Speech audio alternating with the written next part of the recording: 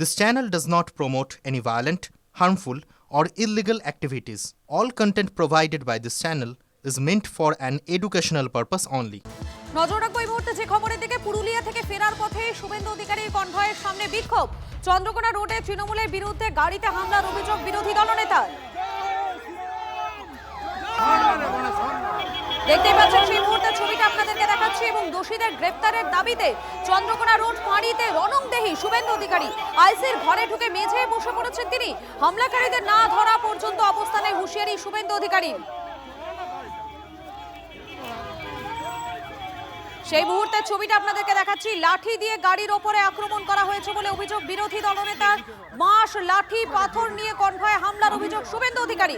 হামলার সময় পুলিশ হাত গুটিয়েছিল বলে অভিযোগ করেছেন বিরোধী দলনেতা। দুটো ছবি দেখাচ্ছি এই মুহূর্তে। একদিকে যে মুহূর্তে তার কনভয়ের ওপর হামলা হয় সেই মুহূর্তে ছবিটা দেখতে পাচ্ছেন। অপরদিকে চন্দ্রকোনা থানায় একেবারে রণংদেহী মেজাজে বিরোধী দলনেতা।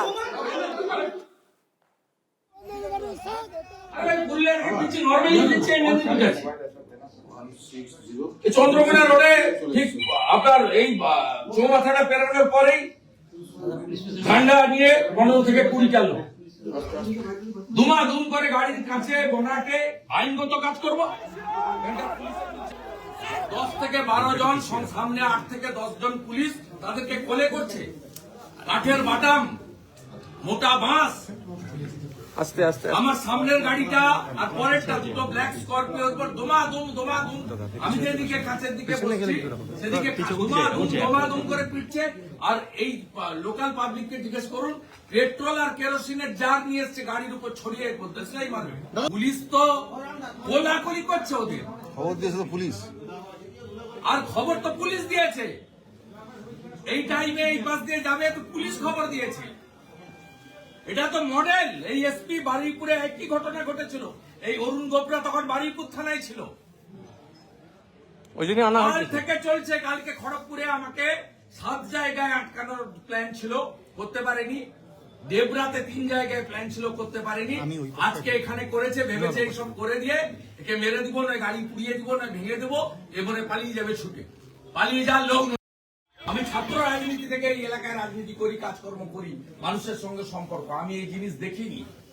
এইরকম নোংরা আর সব নন টিএমসি লিডার, যুব মোর্চার প্রেসিডেন্ট দেবাঞ্জন, ট্রেড ইউনিয়নের প্রেসিডেন্ট দেবকুমার, পঞ্চায়েত সমিতির ঠিকাদার মানিকব্রত, ওদের গুন্ডা নেতা শাহরুখ খান। আমরা আরো একবার সরাসরি নজর রাখবো চন্দ্রকোনা রোড থানার দিকে, যেখানে বিরোধী দলনেতা শুভেন্দু অধিকারী এখনো পর্যন্ত তিনি সেখানেই বসে রয়েছেন। যতক্ষণ পর্যন্ত না দোষীদের গ্রেফতার করা হচ্ছে তিনি সেখানেই থাকবেন। দুটো ছবি, একদিকে কনভয়ে হামলার মুহূর্তের ছবি, অপরদিকে থানায় অবস্থানে বিরোধী দলনেতা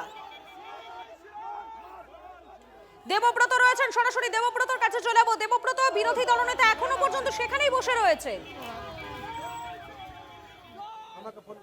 দেখো, একদমই সেই 8:30 থেকে কিন্তু একদম যিনি চেম্বারে, ওসির চেম্বারে তিনি কিন্তু এখনও বসে রয়েছেন এবং তার একটাই দাবি, যারা মোট 9 জনের বিরুদ্ধে অভিযোগ জানিয়েছেন তিনি, সেই 9 জনকে যতক্ষণ না পুলিশ তার ব্যবস্থা নিচ্ছেন ততক্ষণ কিন্তু তিনি এই আন্দোলন চালিয়ে যাবেন। এই আন্দোলন কিন্তু চলবে যতক্ষণ না প্রশাসন ব্যবস্থা নিচ্ছে। একদিকে যেমন থানার ভেতরে সেই ছবিটা দেখাতে বলবো আমার সহকর্মীকে, যে এই থানার চত্বরে কিন্তু যেমন শুভেন্দু অধিকারী থানার ভেতরে রয়েছেন, তার কর্মী সমর্থকরা রয়েছে, ঠিক থানার বাইরে কিন্তু যে বেশ কিছুক্ষণ আগে যে ছবিটা আমরা দেখছি, যে থানার বাইরে পর্যন্ত বিজেপি কর্মী সমর্থকরা কিন্তু বিক্ষোভ আন্দোলন চালিয়ে যাচ্ছেন। এবং রাজ্যের বিরোধী দলনেতা, তার ছবিটা তুমি দেখলেই বুঝতে পারবে যে তিনি একদম যিনি ওসি চেম্বারের বাইরে একদম মেঝেতে, চেম্বারের মধ্যে একদম মেঝেতে তিনি বসে রয়েছেন এবং সেই আন্দোলন তিনি একদম অবস্থানরত অবস্থায় বসে রয়েছেন এবং তিনি পরিষ্কার বলছেন যতক্ষণ না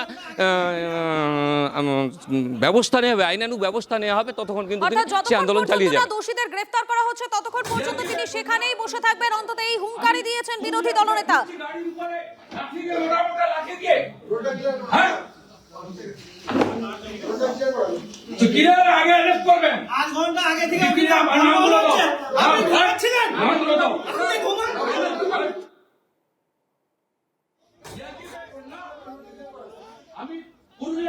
দেখতেই পাচ্ছেন এই মুহূর্তে দুটো ছবি দেখাচ্ছে। একদিকে দেখুন কনভয়ে যে মুহূর্তে হামলা হয় বিরোধী দলনেতার, সেই মুহূর্তের ছবি দেখাচ্ছি। আর অপরদিকে দেখুন একেবারে থানার ভেতরে তিনি বসে পড়েছেন বিরোধী দলনেতা। যতক্ষণ পর্যন্ত না দোষীদের গ্রেফতার করা হচ্ছে ততক্ষণ পর্যন্ত সেখানেই তিনি বসে থাকবেন, অন্তত এই হুঙ্কারি দিয়েছেন বিরোধী দলনেতা। আমার গাড়ির উপরে মোটামুটি বাঁশ দিয়ে মারবে। 1 ঘন্টা ধরে চলছে, 1 ঘন্টা ধরে চন্দ্রকোনা থানায় আপনারা ঘুমাচ্ছিলেন? হ্যাঁ